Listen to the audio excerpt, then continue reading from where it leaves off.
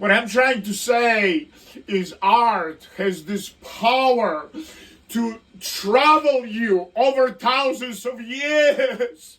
When I was in this cave in Portugal, they had this fish. We crawled into the cave for quite a while. It's very slippery. And then there is this platypus, not platypus, but fish, big flat fish with two eyes looking upwards. What is its name, goddamn shit? The big one. Well, the drawing was big, and it was 40,000 years old. I just hypnotized. I was just transferred. And those floors, she says, there is a big cavity under the floors. So if you jump hard enough, you might collapse, 1,000 meters, 1,000 miles down. But we didn't collapse.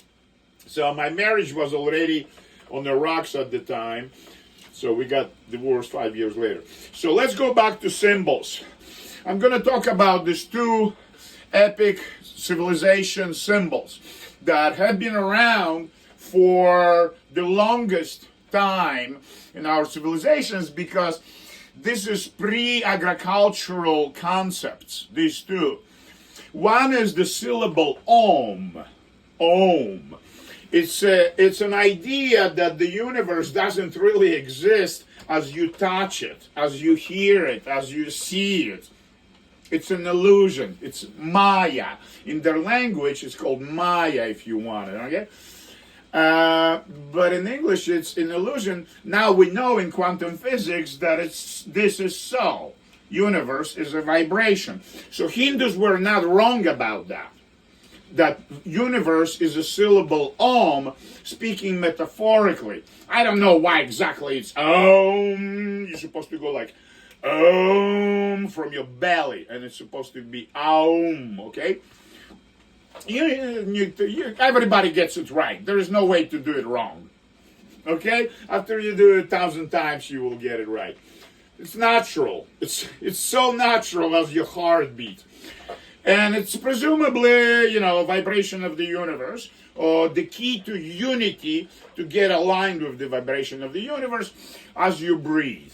So every time you breathe, you become a part of the universe consciously. You choose to do so. So you go about your business. It's very interesting when it happens. Hindus, I had a neighbor who taught me how to practice pranayama, for instance. I'm telling you a long story about this because I'll get to the point why everything in our culture really is around this concept about universe and about how God is for us Christians, Western civilization, how God is for the Hindus, for Buddhists, and that is what creates our concepts, our choices. This is how we make choices in life. And these are ancient ideas. But I would like to point out, again, these are speculative ideas. These were ideas created by shamans high on mushrooms, in both cases. The Inca, the Bolivian, sun god. Sun god is a primary deity in human civilization before we even lost hair, I'm so dyslexic, 8 million years ago, okay? A lot of species consider sun as an aiming guide. Maybe electromagnetically, but most likely the ones we know most is visually, right? So a lot of animals go towards the sun, right? And humans always saw and understood that cows eat grass, and then I eat cows. If there was no sun, there would be no grass and no cows. I wouldn't be able to survive. So people understood the sun is actually a provider of energy, technically speaking, in calories, specifically in calories per square inch for our planet. You understand? And how those plants grow thanks to the energy they receive. There is energy exchange, you understand? It's a quantum level of understanding the universe. Photons hit the cells, the protozoid cells, and they produce their own energy. They turn into sugar and glucose, and they stay alive. They're not parasites. Humans are parasites, okay? And those first, we think they're first species on Earth. We don't know who was first. Doesn't matter. So let's talk about these two concepts just for the God's sake. Because this one about one God is persistent struggle. And I think it's just political manipulation. I think it's all about money. How many gods you have, I have. It's all about pussy and money. It's all about, I want your oil, I want your pigs, I want to fuck your wife. It's all about that. It's all as basic as that, in my opinion. Because all the faiths in the world actually believe, considering Zarathustrianism, it was 2500 BC in the Persian Empire, and it was throughout Persian Empire. So Judaism is heavily deriving from Zarathustrianism. In basic idea in Zarathustra is that there is evil and there is goodness. And you need to choose between the positive and negative, between darkness and light.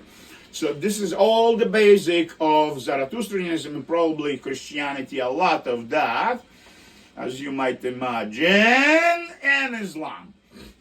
Well, mixed with Egyptian Book of the Dead. If you read 260 magical spells, I studied them for many years, and they're funny. They're very funny things. So why do we need to know why these people came up with those particular depictions of ideas? Okay, this is about the sound. You're supposed to look at it and see it on my chest and know that I'm practicing pranayam, so I'm chanting Om as I walk around town. I'm the kind of guy that goes Om. And so it immediately tells you something. How did society got so complicated? Zebras don't look at each other and say, "Ah, shit, she's Republican." They don't know that, right? Well, it appears that about 65,000 years ago there was explosion of a volcano, super volcano, and it caused 100 years of nuclear winter, and humanity almost died out. The genetic pool shrunk so badly down to 10,000 individuals. We're all descendants of 10,000 individuals from 65,000 years ago. They started eating sea fish. That's the genetic marker for seafood. It's 65,000 years old. That's a specific genetic marker.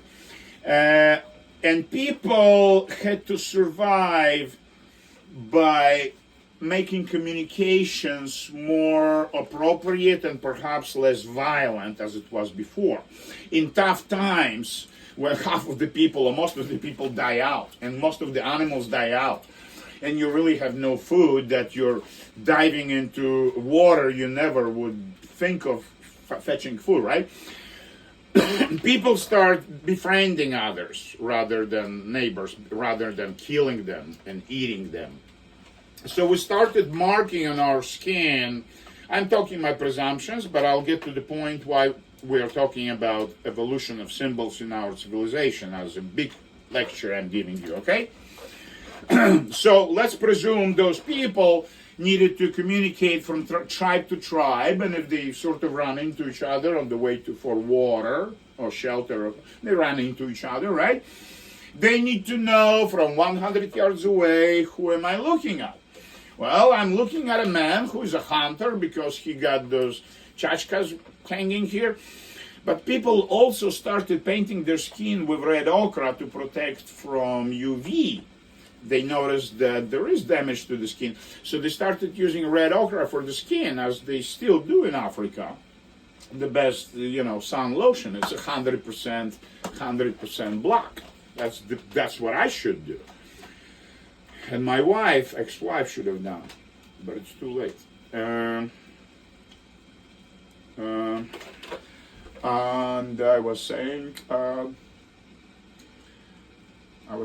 that the Africans, no, not the Africans, the symbols,